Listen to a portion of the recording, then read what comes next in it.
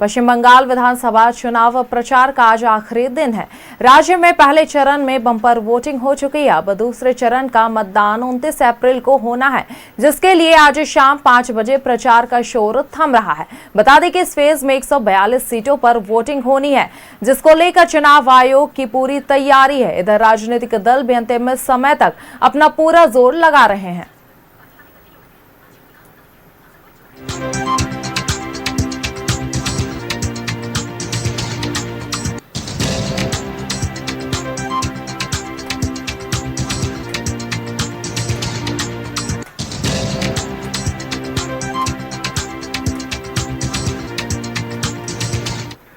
चलिए आपको सीधा लिए चलते बंगाल, जहां से हमारे सहयोगी प्रकाश हमारे साथ जुड़ गए हैं। जी प्रकाश, पश्चिम बंगाल विधानसभा चुनाव को लेकर जो है लगातार जोर शोर से प्रचार का सिलसिला चल रहा है, जहां पीएम मोदी से लेकर तमाम कार्यकर्ता जो है प्रचार में जुड़े हुए हैं। तो इसे लेकर फिलहाल क्या कुछ माहौल देखने को मिल रहा है, क्या कुछ तस्वीरें देखने को मिल रही है?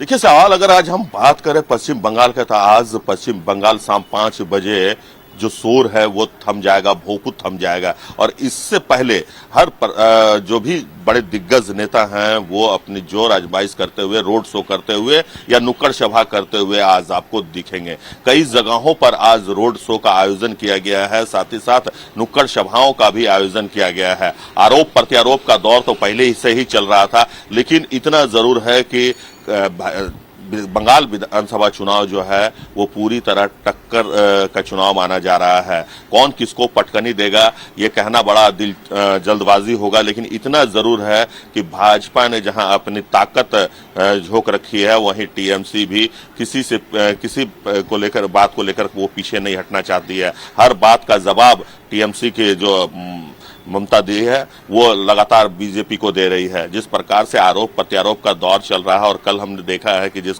प्रधानमंत्री नरेंद्र मोदी का कल रोड शो रहा जो काफी भव्य रहा, वही अमित शाह का रोड शो में भी काफी संख्या में लोग पहुंचे हुए थे। रवि किशन के रोड शो में भी जो बीजेपी कार्यकर्ता थे उनमें जोश जुनून सब देखने को मिला। वहीं अगर हम बात कर लें टीएमसी के ममता बनर्जी, तो उनका भी रोड शो में लोग काफी उत्साहित नजर आ रहे थे। और जिस प्रकार से समय बीत रहा है और महज 2 दिन का समय बचा हुआ है आज, क्योंकि शाम 5 बजे के बाद जो प्रचार प्रसार है वो थम जाएगा। इससे पहले हर पार्टी के जो कैंडिडेट हैं अपना दमखम दिखाते हुए सड़कों पर निकलकर आज लोगों से अपील करेंगे, या रोड शो के माध्यम से, नुक्कड़ सभाओं के माध्यम से। कई सारे दिग्गज नेता जो हैं वो आज बंगाल में हैं। अगर हम बात करें असम के मुख्यमंत्री हेमंत बिस्वा शर्मा का, तो वो आज बंगाल में मौजूद रहेंगे और कई जगहों पर रोड शो और जनता को संबोधित करेंगे। साथ ही साथ अमित शाह लगातार जनता से संपर्क साध रहे हैं और आज वो उनके द्वारा भी रोड शो और सभाओं का आयोजन किया गया है। वहीं अगर हम बात कर ले अन्य नेताओं के सांसदों की, तो कई सारे दिग्गज सांसद जो हैं वो आज रोड शो और जनसभाओं को संबोधित करेंगे। तो देखिए बंगाल का चुनाव बड़ा ही दिलचस्प हो चुका है, दिलचस्प मोड़ पर आकर खड़ा हो चुका है, क्योंकि आज शाम 5 बजे के बाद प्रचार प्रसार पूरी तरह से थम जाएगा। कल डोर टू डोर लोग कैंपेन करेंगे, लोगों से मिलेंगे और फिर 29 तारीख को लोग अपने घरों से निकलकर मतदान केंद्र में अपने मत का प्रयोग करने के लिए पहुंचेंगे।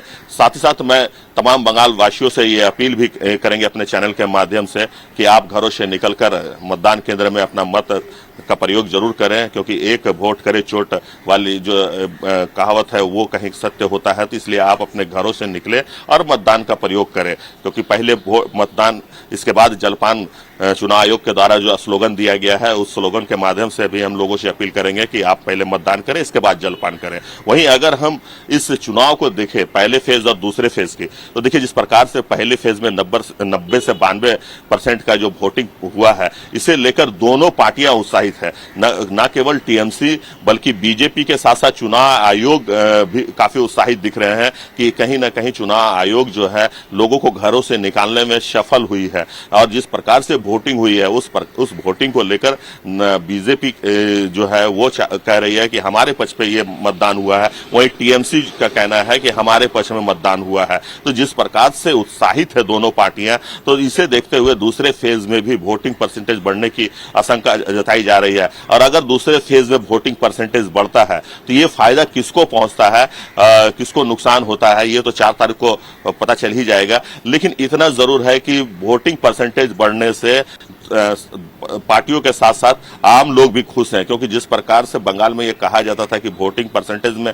बढ़ोतरी नहीं हो पाती है, लेकिन इस बार एसआईआर का जो असर है वो दिखा है और वोटिंग परसेंटेज काफी अच्छी खासी हुई है। तो ऐसे में माना जा रहा है कि बीजेपी कह रही है कि इस वोटिंग परसेंटेज से हमें फायदा पहुंचेगा, और वहीं टीएमसी कह रही है कि हमें। वही देखने वाली बात है, क्योंकि इस मैदान में कांग्रेस और लेफ्ट भी अपनी ताल ठोक रही है। अब कांग्रेस और लेफ्ट की अगर हम बात करें तो लेफ्ट के भी कई सारे दिग्गज नेता जो हैं वो बंगाल में कैंप किए हुए थे, लगातार जनसंपर्क अभियान चला रहे थे, लोगों से मिल रहे थे, रोड शो कर रहे थे। वही अगर हम बात कर ले कांग्रेस के कई सारे दिग्गज नेता जो हैं वो बंगाल में पहुंचकर सभा किए हैं, अपने प्रत्याशी के पक्ष में वोट देने की अपील की है। तो जिस प्रकार से राहुल गांधी से लेकर प्रधानमंत्री नरेंद्र मोदी तक बंगाल के दौरे में हैं और जिस प्रकार से लोगों से संवाद कर रहे हैं, रोड शो कर रहे हैं, सभाओं को संबोधित कर रहे हैं, तो ऐसा माना जा रहा है कि इस बार जो है थोड़ी सी बदलाव की उम्मीद दिख रही है। हम बदलाव की उम्मीद इसलिए कर रहे हैं क्योंकि देखिए 15 साल का शासन ममता बनर्जी का रहा है,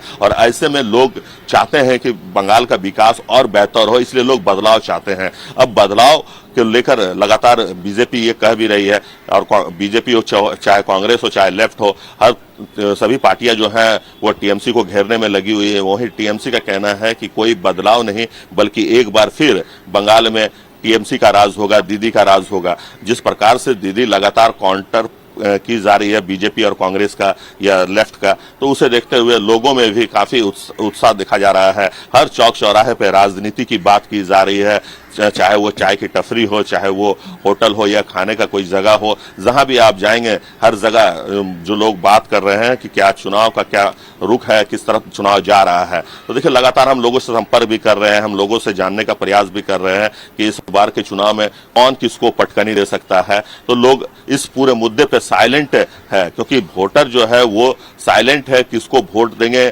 किसको नहीं देंगे। लेकिन इतना जरूर है कि लोगों का अगर मन पढ़ ले तो आप बहुत कुछ समझ जाएंगे, क्योंकि बंगाल के बारे में कहा जाता है कि बंगाल में राजनीति की नहीं जाती है बल्कि राजनीति सिखाई जाती है। तो यहाँ बंगाल में लोग कुछ भी कहने से बच रहे हैं, और बचते हुए ये जरूर कह रहे हैं कि 4 तारीख को आपको पता चल जाएगा कि इसकी सरकार बनने जा रही है। लेकिन बंगाल में जो साइलेंट वोटर है वो बहुत महत्वपूर्ण वोटर है, और अब साइलेंट वोटर पर सबकी नजर है, जो घरों से निकलकर मतदान केंद्र में जाएंगे और अपने मत का प्रयोग करेंगे। जी बिल्कुल प्रकाश, जहां जो चुनाव प्रचार का आखिरी दिन है तो लगातार जो कार्यकर्ता है, नेता अपना तमाम ताकत झोंक रहे हैं लोगों को अपनी तरफ रुझाने में। ऐसे देखना काफी दिलचस्प होगा कि आखिर में तस्वीरें क्या कुछ सामने आती है।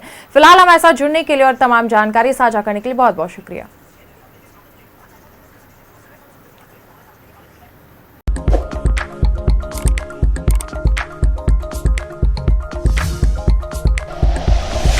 Like and share videos, subscribe करें हमारा चैनल और प्रेस करें बेल आइकॉन। न्यूज़ 11 भारत, सच है तो दिखेगा।